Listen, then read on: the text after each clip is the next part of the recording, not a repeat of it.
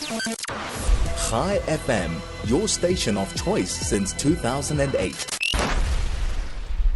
I was extremely moved by the images posted on Instagram by De La Salle Holy Cross College of their Grade 9 Learners Holocaust exhibition.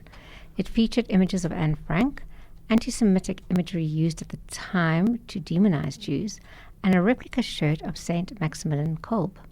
Mrs. Tracey Harvey, the history teacher behind the exhibition, together with 3 of the Grade 9 learners, including Sophia Williamson, Kamsu Zekwen, and Ntokoza Luda, I hope I didn't do too badly, are in the studio here to tell me more. Welcome and thanks so much for joining me. Thank you so much for having us. Mrs. Harvey, let's start with you. Putting together a Holocaust exhibition takes quite a bit of, work, thought. What went into it? So the Holocaust is one of the most important topics that we need to study in grade 9, and it is in the CAPS documents.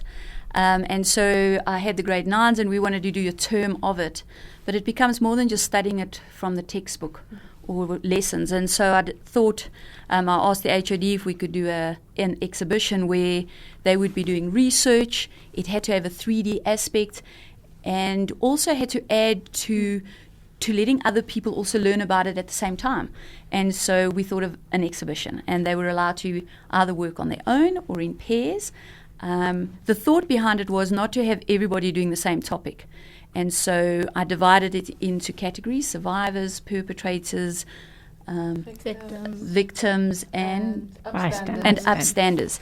And so then they all had to research a person, because I think when you make history personal, and it is about an individual, it sits easier and for longer in your memory and in your heart. And so then they all had to choose a category once they had, I assigned a category, and then they could choose a person as they researched.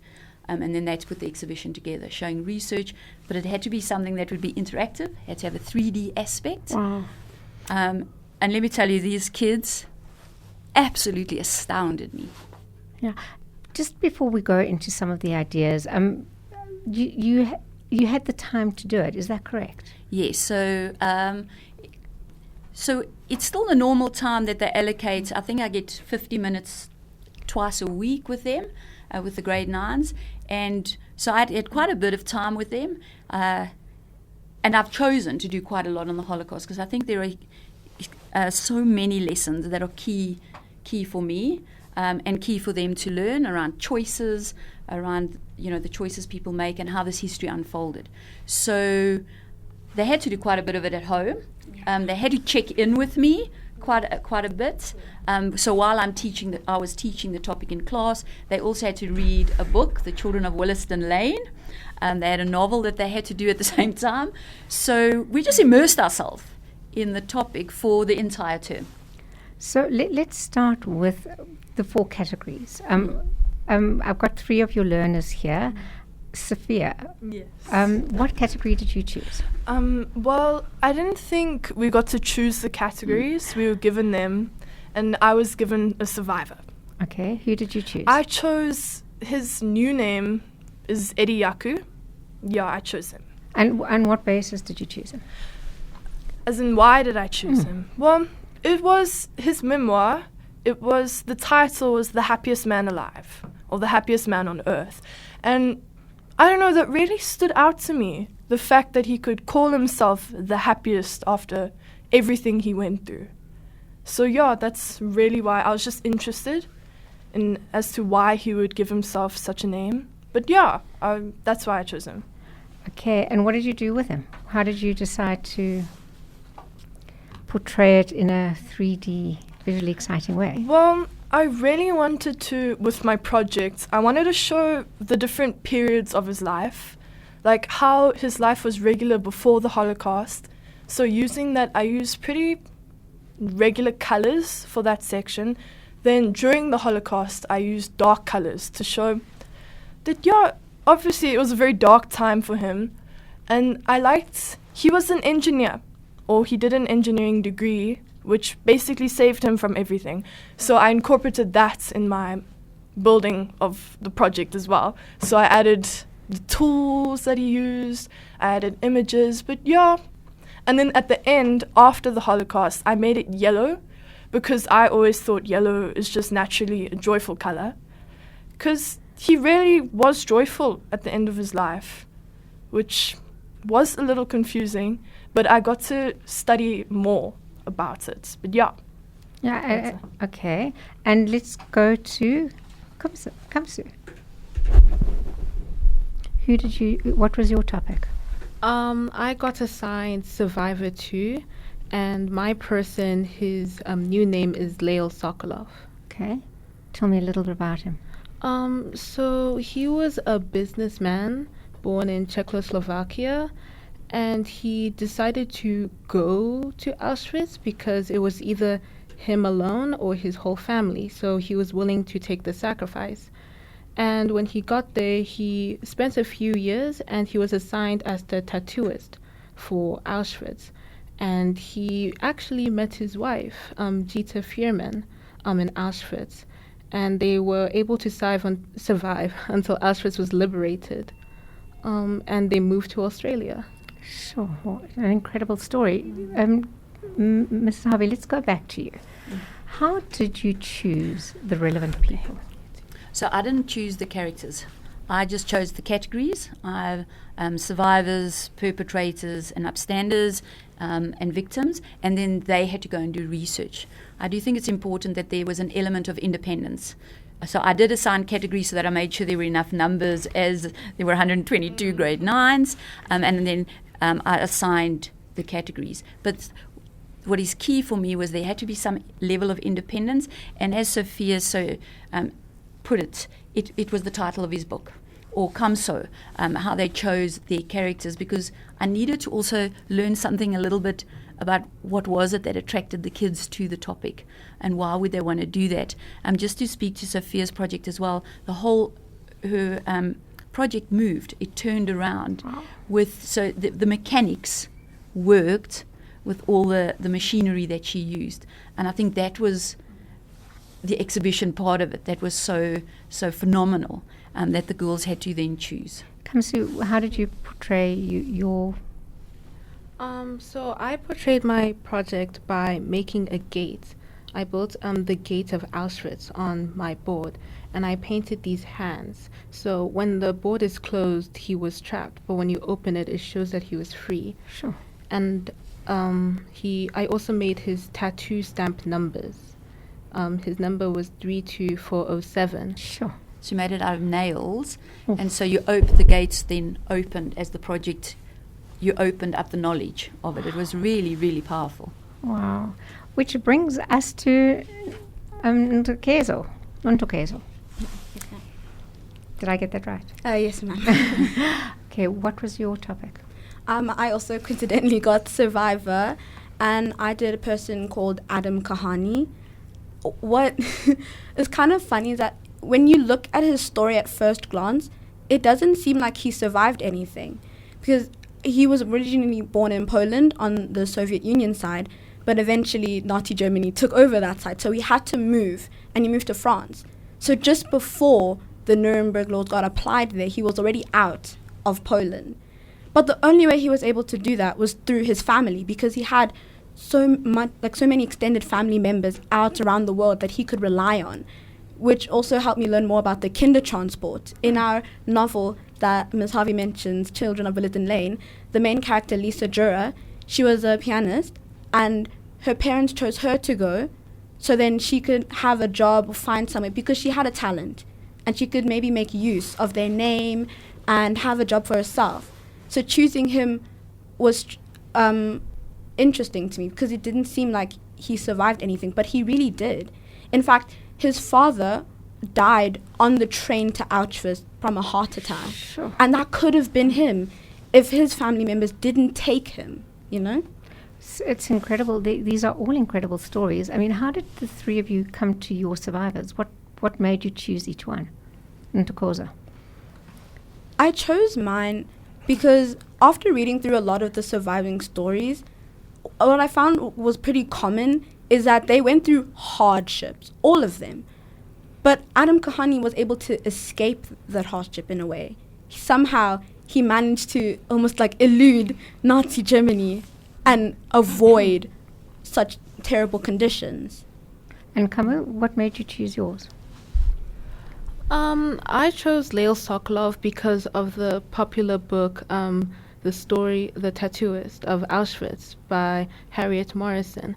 And I really felt that because he was really resilient. When he met Jita in Auschwitz, it kept him going because he promised that he will escape and try and reunite with Gina. So it really it helped him persevere through the hardships, which helped me realize that we can kind of go through anything if we really have something looking forward to at the end. And Sophia's? Well, my answer is very similar to Kamso's and Enti's. Especially, the main reason I chose him was his title that he gave himself, the happiest man on earth. But it was more than that. I kept wondering why. How could you be so happy?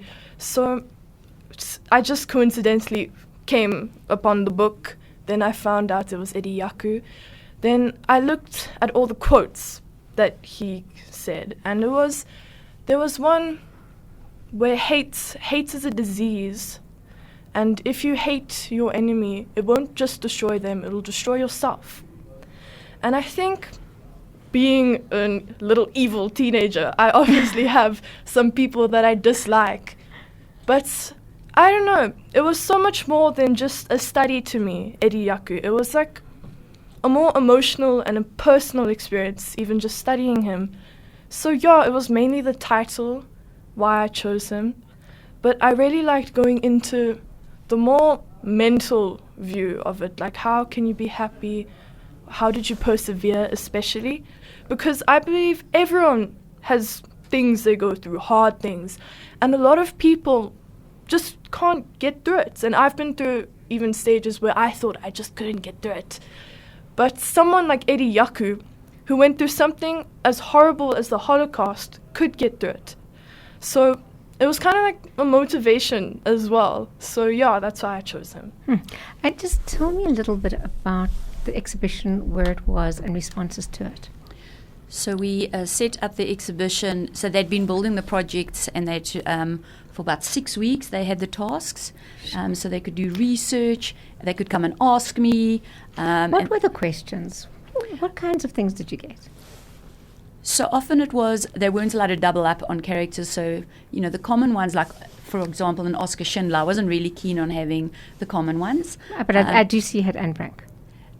Did we have Anne Frank? No, they weren't allowed to do Anne Frank. It was Anne Frank's father that Yes, someone Otto did. Frank. Oh, okay, yes. right. So I specifically didn't want Okay, Anne Frank so- because you study that. Okay. And then the questions were, because that had to be 3D, and I wanted them to think outside the box, and I wanted them to use both sides of the cardboard. And, I kept extending them because I wanted them to it had to be more than a poster. Because as a teacher, marking the same project over and over, and it's the same poster. And also, I worried about the use of AI. I worried about that they wouldn't do the research themselves. And I'm very sure that some of them may have used that. But I'm not going to police integrity. And I figured if you're studying something on the Holocaust, there would be a level of integrity that the topic demands from you. So some of those questions were, ma'am, is this going to work? Will this work? And the ideas that kept coming, I kept saying to my colleagues, these kids are going to blow us out of the water. And then we set up on the day. What was the day? You had something on the whole day. You were doing a project. Subject choice. No, you had. They had some business. Mango traders. Mango traders. So the project had to come in early. So the parents were coming in, and they told them they had a desk and they had set up. I had made big posters of each category, and then they set it up. And as the teachers started walking through, and then they were busy with their project, there was almost like a silence amongst the teachers because, one, they couldn't believe that these grade 9s had produced what there was. And there were some that were okay, and there were others that were, oh my, how did they think of this? And that for me was the majority of what was happening with the other teachers. The head came through, and I had two colleagues come and adjudicate them. So we gave them some awards and that was the buy and buy thing. It was just to up the game. And then that evening, the parents came through. And the parents were mostly astounded. And I did say to the kids, remember, your parents are going to come through, so don't make a project that they're going to, oh, this is my child's project, this is my... And the parents were really, really taken aback by the magnitude and the effort level that some of them had gone to was just, you know, as a teacher, it's like you did it, because these projects were phenomenal. Yeah. So as I said, I saw it on your Instagram page, and I was looking through the ones that were chosen, and I was very moved. And I would consider myself not an expert on the Holocaust, but I felt I knew a hang of a lot, and I learnt. Yeah, I learned from it. There was the Saint Maximilian. Maximilian Kolbe. So I'm not even pronouncing that right. But when I saw a picture of his shirt, I was so moved. And it's sometimes simple things that resonate the most. Yeah. So I think also what a lot of them did is they tried to pull out something that was special. So the shirt was made, there was one project with butterflies on, and the butterflies stood out. What else can you girls remember that stood out? I don't know if you remember if it was Georgia and Haley's project. Yes. But they had, I think it was a suitcase. Yes. And pages flying out. All the documents that then flowed down. Sure. And they had a video on as well. There were suitcases and hidden suitcases and dolls and aspects. Oh, there was one perpetrator that was, I can't remember the name, but he used the dogs on the people. And all that she had on the box was a collar. Yeah. Sure.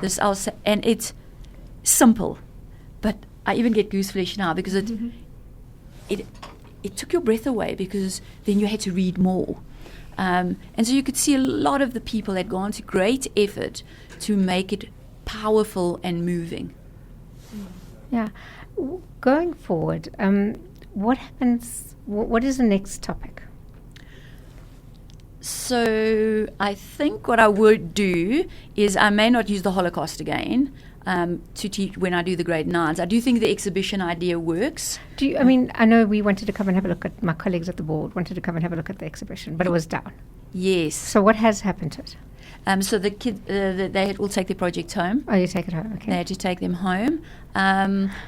I'd hoped that Kath Boyd from the Holocaust Centre could make it, but she'd had some personal sadness at the time, just to show them. And then shortly after that, they went to the Holocaust Centre. So let's talk about that. How was it, having done the research? I think it was I was more engrossed when we went to the museum, because I did have the research and I understood what happened in the Holocaust. But seeing the images that the museum laid out, and what fascinated me most is that during the time, the Nazis were very efficient. That's what Ms. Harvey uses. And in the museum, there were these pillars, and inside them was just information docked out during that time, and photos mapped out, date numbers and everything. It just made it seem more real to me. Like, this genuinely happened before I was born. Sophia, did you know much about the Holocaust before you visited? I actually didn't.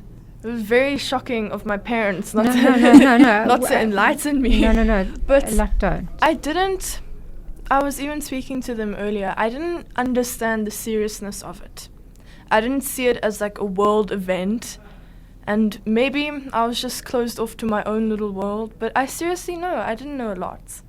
But after the few months with Mrs. Harvey as a history teacher and at the Holocaust Museum, I got to learn a lot more. And then the last question will go to Kamzu. What for you, having read the books, done the exhibition, and now being to the Holocaust Centre, what's your take home? My take on is that, people make choices that I know the Nazis were bad, but for me, the worst people were the people that watched, that stood there and saw their neighbors being taken away.